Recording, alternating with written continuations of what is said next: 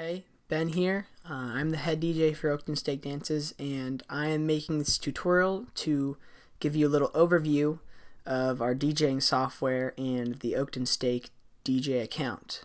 So, you have here, we're on the Oakton Steak DJ account. We're logged in, as you can see. We're going to open up DJ Pro. So, you're going to come down here to the dock, and you're going to select the record, little record icon down here, and you're going to click it, and it's going to launch DJ Pro. I'm going to give it a few seconds and it will launch really quick. And you're going to come up here and you're going to click this full screen view button up here next to the where you'd click the X. Just click that and it's going to open up DJ Pro in full screen view. So now that we've launched DJ Pro, you're able to see the software and what it looks like. It's a fairly clean software. It is a lot simpler looking than most other DJ softwares, and which is partially why we use it. It's divided into two different sections here. So you've got your top player section, which is where you're going to play your music and has all of your music related controls. And then down here at the bottom is your library view, and this has the view with all your songs that you can play, has iTunes view, a Spotify view. You can mix videos with this software, so it has little videos you can mix in. You can see your history, so which DJ sets you've done before, if you're interested in seeing that. And then you also have a Finder view, which has folders. Now, the only two views that you will use is probably Spotify for most of the time, and then iTunes if you have something that's not on Spotify. You want to play something that's not on Spotify, or you want to play one of our edits, which are from New Year's. And I'll explain that in a bit. Anyways, you're going to go to Spotify view here, and this is going to take you into where all the Spotify playlists are. The Steak Dances, all of our music is based out of Spotify, and that allows you to have a lot of flexibility with what you're able to play. So if you want to get a lot of Christmas songs for the Christmas dance, you don't have to worry about the Steak withholding money because they don't want to spend a ton of money on Christmas songs. Or for the Halloween dance, you can have a ton of Halloween related songs, and it's not going to cost the Steak any more money. And that's partially why we do it. As well, you're also able to try out new songs that maybe wouldn't be good enough to buy, but you want to see how they'll go at a dance. Anyways, so over here you have your playlists. We have a lot of playlists. We keep all of our previous dances playlists on here, as well as the track lists from all of our dances, which is essentially just all the songs that we've played at that dance. So for example, here's the track list from our 2015 Halloween dance. You can just see all the songs that we played at that dance, as well as the order that we played them in. So up here will be the complete approved song list. So we have 1,930 approved songs currently, and that list grows with every dance. But this is a view of all of your songs that you can play at a dance. So almost 2,000 songs as of right now, which is January 2nd, 2016. Up here is your little options to change the view, so you can just have straight songs, no album art. You can have the name and the album art, or you can have just the album art with some names down here. I like this view the best, so I'm going to keep it like this for the rest of the tutorial. Next, you have your playlist that you planned for your dance. So before your dance, you'll be asked to plan a playlist of the music you would like to play, and this is a combination of music that we have already approved for dances and new music that you would like to play at dances that we have approved for you. And we will talk about the approval process in maybe another video. Anyways, this is our New Year's 2017 playlist, and so we have all of our songs from New Year's 2017 on here. Over here is, so that's your playlist view. As well, we have the approved adult chair and youth chair, trim music list, and then we also have all of our approved music sorted by genre. So we have all the approved pop music, all the approved electronic dance music, all the approved group dances, all the approved 80s and 90s, etc., etc. So that's your playlist view. There's tons of playlists you can use, so you should have enough music to play at your dance, even if your playlist isn't going that well. Over here is our queue, and the queue is essentially just a short list of songs that you can have to plan out your dance. So you can plan out songs in advance that you want to play, and you don't have to worry about searching for them in your playlist. So I'm going to clear the queue here. So I'm going to remove everything from the queue, and I'm going to plan what I'm going to play. So I want to play Setting Fires by the Chainsmokers first, and then I'm going to play Smooth Sailing by Leon Bridges, and next thing, Love on Top by Beyonce, and finally I'll play Death of a Bachelor by Panic at the Disco. Alright, so these are my 4 songs, and this is just a short list that I have planned. Now let's say I want to add in Die For You by The Weeknd. I can just shove it in right here, and I can play it. Now let's say I want to get rid of this song. I don't actually want to play it. I'm just going to right click by using 2 fingers on the trackpad, and I'm going to get this little pop-up menu, and I can remove it, load it to deck 1, load it to deck 2. So I'm going to click remove, and there it goes. Alright, so now I have my songs. I'm going to load them onto the decks. So you have 2 decks up here, deck A and deck B, and that's how the software refers to them as deck 1 and deck 2, but they're the same thing. So deck 1 is deck A, deck 2 is deck B. So I can load the song onto the deck in a few different ways. I can use the controller by pressing the load buttons. I can right click here and click load to deck 1, or I can just click and drag onto the deck. Alright, so I've loaded up the song Setting Fires by the Chainsmokers, and as you can see, there's a couple different types of information on here. I have the little album art here in the corner. I have my meters, which are going to show me basically the levels of the song, and you'll see when I play the song real quick. I've got the waveform, the full waveform here, so I can see the structure of the song. I've got the title, artist, the key. This isn't necessarily really useful when you're starting out, but as you get to more advanced mixing techniques, you will want to know what this is. And then I've got the time remaining, and I can click on it and it'll show me the time that I've already played.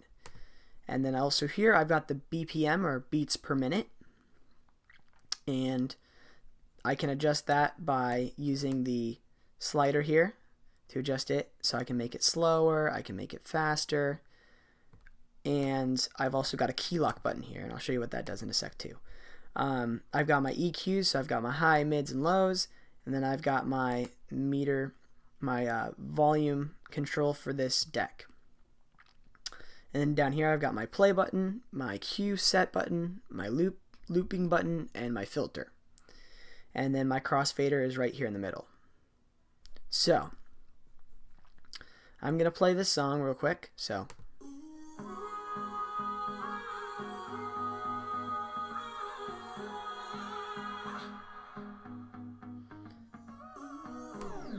as you can see, the waveform corresponds to the different sounds within the song. So when it gets quieter, when it's quieter here at the beginning, you can hear this part right here. It's going to get, when it gets louder, when the drop comes in, it's going to, the waveform's going to get a lot bigger.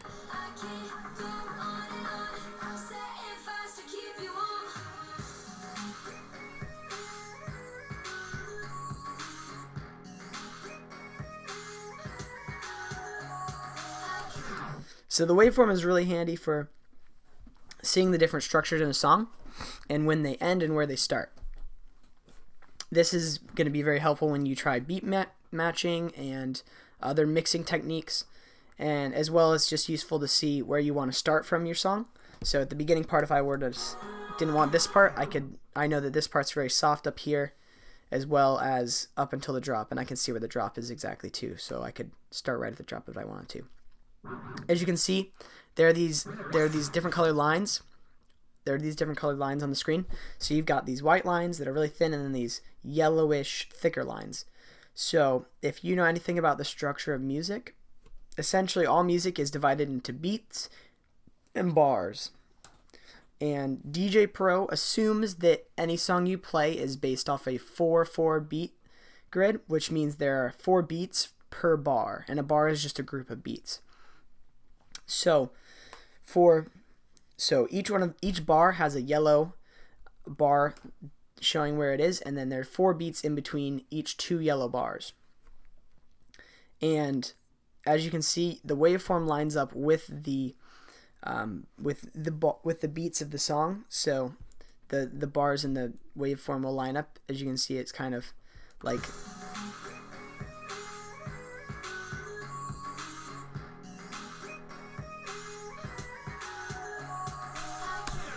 so it shows you where basically the beats are, and this is again handy for certain mixing techniques, which we'll show you in another video. Alright, so over here I'll show you the kind of more interesting stuff. So you have your tempo slider, which is called, and it lets you adjust the beats per minute or the speed of the song basically. So if I play the song here, I can slow it down or I can speed it up. Now, as you may have noticed, the pitch of the song changes, so it sounds very weird when you speed it up or slow it down. And so this button here is called pitch lock, which basically keeps it in the same key when you change the tempo. So now it'll sound the same when I speed it up or slow it down.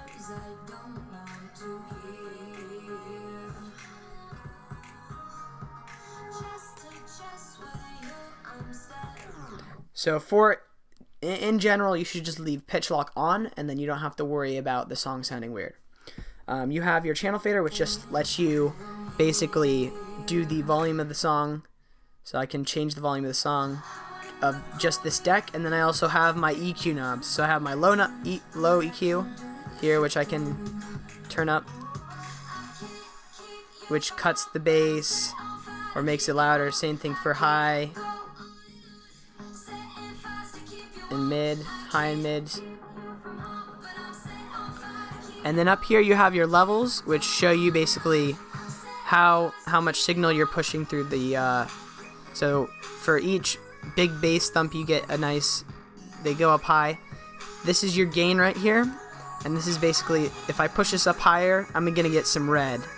And so you never want to see red.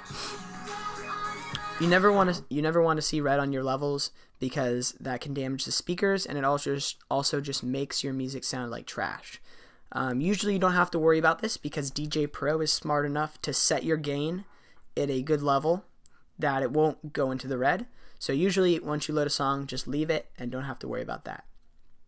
Alright, you usually won't use the Q here or the looping button unless you get into looping, and we will show you that in a later video. The filter here is kind of handy. So say I'm playing the song and I want to make an announcement. So if I were to make an announcement right now, you could hear me, but you can also still hear the beat of the song. And then if you were to do it, you can also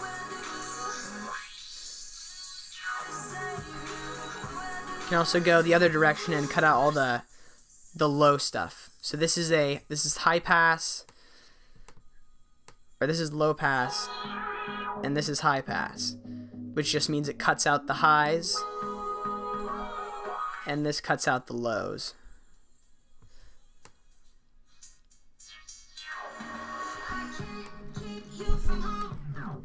Anyways, so that is how you use the filter, the EQ knobs, the tempo slider. This is just kind of an overview. We'll show you how to use all these for different purposes later, but that's the general idea with all these controls on here. So now I'm going to load up another song. I can just click and drag it on here, and I'm going to play it.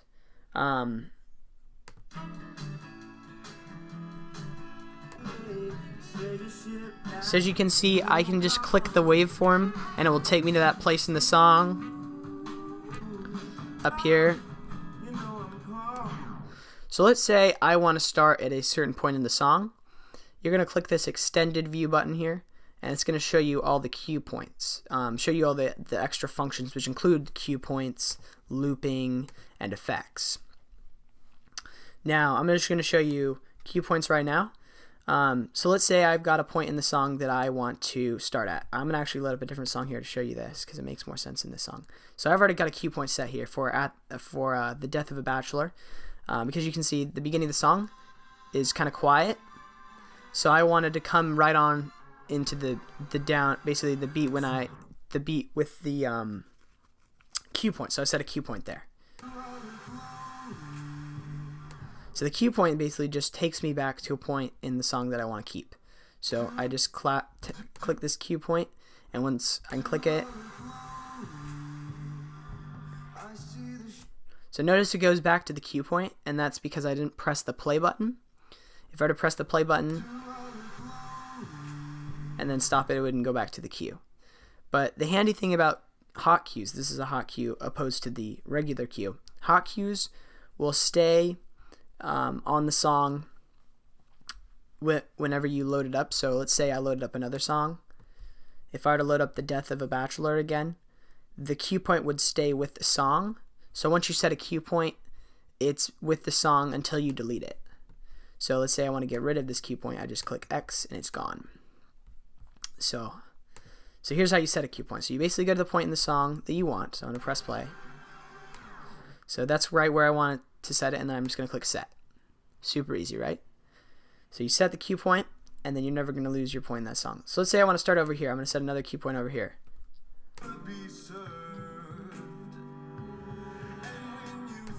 So I'm going to set it right there. Alright. So let's say I want to go back to the beginning. Just click the other cue point. So this easily lets you get to different points in the song and save where they are. And it will persist throughout whether you load the song up or not. Here's your looping menu. We don't really use looping too much at dances. It's very difficult when you're starting out, so we generally don't use them unless you're at a higher level. But just know that it's here. You have different options of bounce loops. So you have bounce loops, which basically just lets you choose a certain, either one beat, half a beat, quarter beat, and it will just keep looping that as long as you hold the button. You have a pad, which lets you basically just set a loop, and then you also have manual, which lets you set in point, out point, and then you can cut your loop in half. Then over here is your effects view. Again, we don't really use effects when you're starting out, but just know that it's here as well. You have manual, you have a pad that you set the effect on it, and then you also have instant effects that you can just click and it will set the effect. So that is basic. That is the basic kind of function of the DJing software. And in general, you won't have to use these menus because we have what is called a DJ controller, and that's the next video. We're going to show you how to use the DJ controller to basically access all these functions in the DJ software, and it will make a lot more sense. Other than that, I think that's mostly it. So you have your Spotify view down here. Your iTunes view is essentially the exact same thing. You have all your iTunes playlists. Right here we have all of our edits from New Year's. So for New Year's Eve, we usually edit songs to play and these are songs that usually have either one bad word or a word that's not necessarily bad, so it's not taken out in the clean version. And so we make our own clean version for it, basically. So you can load those onto the queue as well.